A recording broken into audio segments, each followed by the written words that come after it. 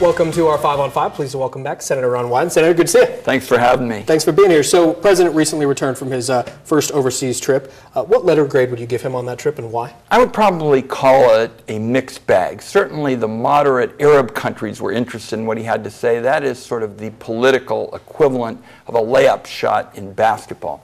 Probably more disappointing is the fact that he certainly seems to be contemplating pulling us out of the climate change agreement. I think that would be bad news for Oregon, bad news for our country, and obviously there were certainly unfavorable reactions in Europe, Angela Merkel and others. U.S. House member from Texas, Al Green, a Democrat, has called for the president's impeachment, saying he obstructed justice, and he says he now plans to work on filing articles of impeachment. Do you know him, or what are your thoughts on this? Well, of course, impeachment is a matter for the House of Representatives. What I've always said is that when American institutions are under attack, I'm always going to stand up for them. And I was very troubled by that interview with the president and Lester Holt, because if you look word for word at what the president said to Lester Holt, is he said, look, I fired Mr. Comey to make the investigation go away. That's an attack on an American institution, so that's got to be followed up on.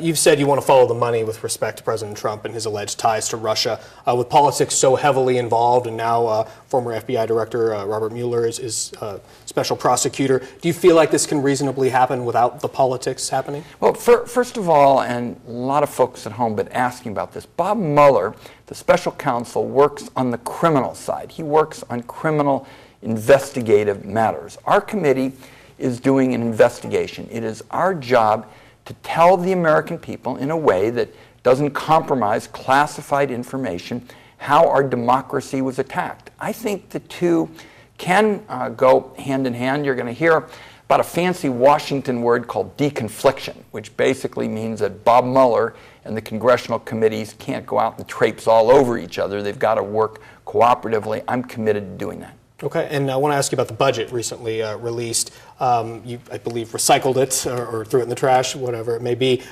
If you could make one change with that, what would it be? Well, first of all, my view is this budget was written by people who seem to think that the working class and seniors have it too easy. And the area that I'm really troubled by is if you look at Medicaid, the combination of Trump Care, the bill that passed the House, plus the additional cuts that are imagined in the budget, we're talking about $1 trillion plus in cuts for Medicaid, where 2 out of 3 people who receive it work. You're talking about hurting kids with special needs. With respect to nursing home care, 2 out of 3 seniors who are in nursing homes get their care through Medicaid. This would just hit Oregon like a tsunami. The combination of the House-passed bill plus the additional cuts proposed in the budget to Medicaid. All right, we're going to take a quick break. We'll have much more with the Senator in a moment. Stay with us. Welcome back to our 5 on 5. Again, we're here with Senator Ron Wyden. We were just talking about the budget and health care, of course. Tell us about this Medicare bill you have with Orrin Hatch, I believe. Well, one bit of good news, and I know people see all this fighting, is Senator Hatch. He's the chairman of the Finance Committee. I'm the ranking Democrat. He and I have teamed up to update the Medicare guarantee. And this is awfully important to the seniors in Southern Oregon and their families. Medicare used to be mostly about broken ankles and a bad case of the flu. Now it's about chronic illness, cancer, diabetes, heart disease, strokes. That's consuming most of the Medicare budget. And Chairman Hatch and I have teamed up to make sure that seniors in the future are going to get more care at home. There'll be a bigger role for primary physicians and non-physician providers, for telemedicine, which is really important in rural Oregon. And there's really tremendous bipartisan support for this growing in the Congress. You don't hear much about it because people aren't fighting, but this is transformative stuff because it would update the Medicare guarantee. Okay, I also want to ask you about an op-ed you recently wrote explaining a 4-step plan to generate jobs in rural Oregon. Can you break that down for us in what probably is the most important is we've got to get the harvest up in a sustainable way, and we have to renew the law I wrote with Larry Craig called the Secure Rural Schools Program. It's the safety net.